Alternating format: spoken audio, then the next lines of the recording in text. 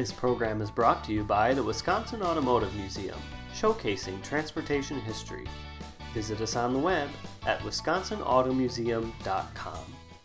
Hello everyone and welcome to the show. I'm your host and museum educator, Justin Agar-Pratt. At the Wisconsin Automotive Museum, our mission is to showcase transportation history, and since you can't come to the museum right now, we are bringing the museum to you.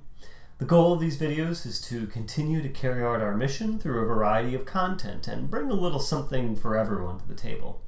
Episodes may include activities, crafts, historic presentations, and more.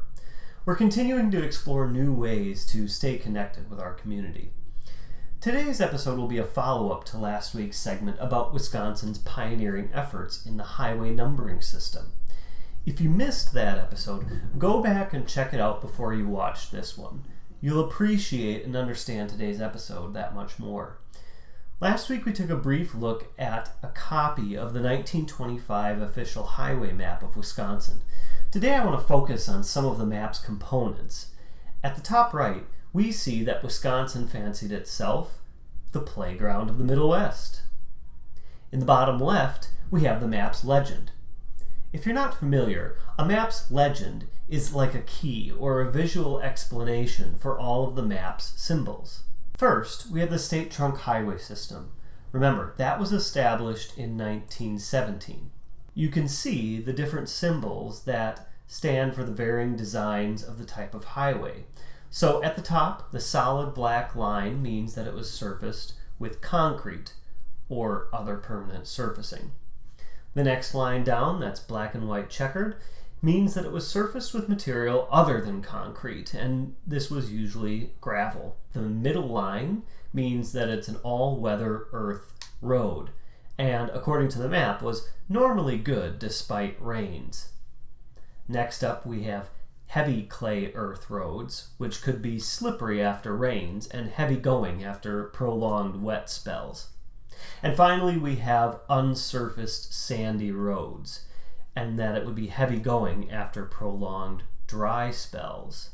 Let's put a pin in road materials for now. I'm going to expand on that topic in our next episode. Then we have the county trunk highways, and if you recall, this system was set up in 1921. And you can see the solid black line means that it was a highway maintained by the county, and the dotted lines mean that they were highways maintained by towns. And then we have some more symbols. We have a little black triangle which indicates that the nearest city or village maintains a free public camping ground for tourists, because you have to remember this was before motels really rose to prominence. A black square with an outline around it indicates the location of a state park, and a star indicates a division office of the Wisconsin Highway Commission. On the bottom right, we see the official markers of both the state and county highways. And if you remember from last week's episode, these signs have not changed a whole lot in shape. For comparison, here are some modern day signs to go along with these. You can see in the state highway sign that upside down triangle is still present. And the county highway sign looks very similar as well. To wrap this episode up, I want to compare and contrast the roads of Washington County in 1925 to present day. When we compare the map from 1925 to the map from 2020, we can see that the main arteries through the county are the same. The roads that would one day become 45 and 41 already exist. Highway 33 is running through West Bend.